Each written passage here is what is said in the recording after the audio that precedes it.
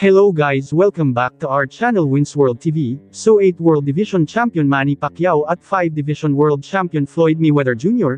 nagkita at muling nagkasama. Two best fighters of their era. Thank you, baby.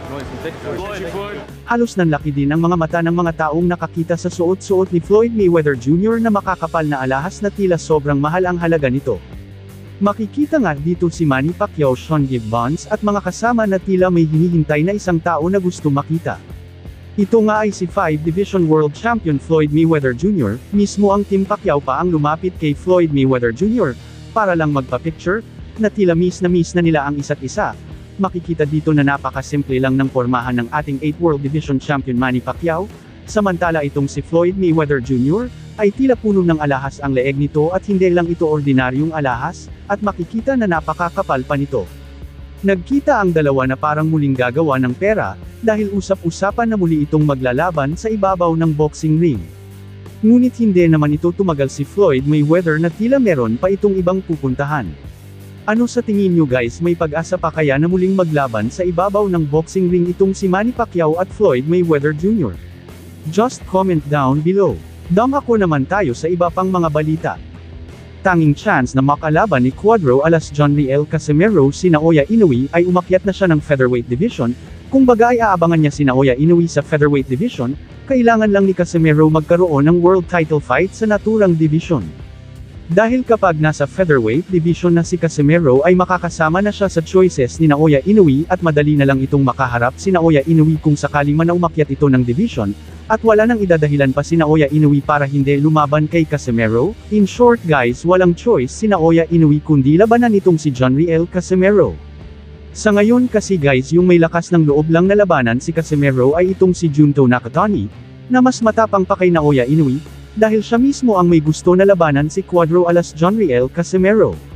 Saka malabo nang manatili pa si John Riel Casimero sa 122 pounds super bantamweight division dahil hirap na itong kunin ang tamang timbang. Sa edad na 35 years old ay medyo may katandaan na ito at habang nagkakaedad ay mas bumibigat kasi ang timbang, kaya tamang-tama lang na umakyat siya sa featherweight division at tiyak na makukuha niya ang tamang timbang na walang kahirap-hirap at kayang-kaya pa ni Casimero makipagtagisan ng lakas sa mga boksingero ng featherweight division. Sa featherweight division ay hindi basta-basta ang makakalaban niya dito, dahil mas malakas na boksingero ang nandito, kumpara sa bantamweight division. Ito ang top 5 na mga dekalibre na boksingero sa featherweight division. Mirko Coelho, ng bansang Argentina, may record na 14 wins 11 knockout, walang talo. Que cuello es mucho más. Y ahí está. Gancho y es mucho más ese. Llega la bomba, llega la bomba, llega la bomba, llega la bomba, la mete Mirko. Izquierda. Rafael Espinoza, may record na 25 wins, 21 knockouts, walang talo. Just huge.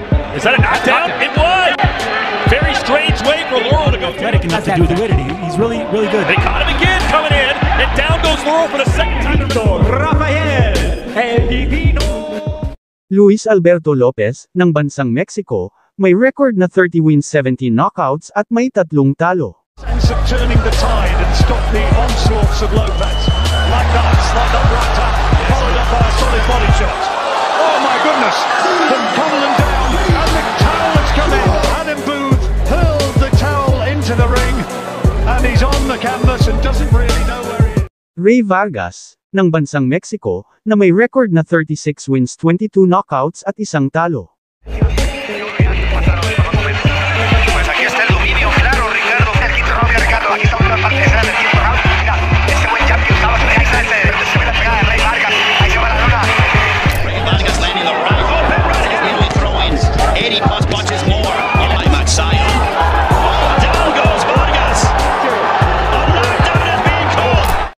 At ang top 1 ay si Leigh Wood, na may record na 28 wins 17 knockouts at 3 talo. How many fights you'll be the man who answers at this level? I wanted the mind as much as with the body. Oh, trouble here! Kakayanin kaya ng lakas ni John Riel Casimero ang mga dekalibreng boksingero sa featherweight division. Dagdag pa sa ating mga balita. Pagkatapos nga tibagin ni former 3 World Division Champion Cuadro Alas angas ng Pinas John Riel Casimero, sa round 1 si former World Challenger Saul Sanchez. Ay nagbitaw nga ito ng pahayag patungkol kay current undefeated and 4 World Division Champion Naoya Inoue. Ayon kay Casimero na kapag si Naoya Inoue na ang kanyang magiging kalaban ay kukunin niyang sparring mate ay si undefeated superstar, and current WBA lightweight world champion, Gervonta Tank Davies. Bilang paghahanda sa Benin Sagang Halimaw ng Japan na si Naoya Inoue.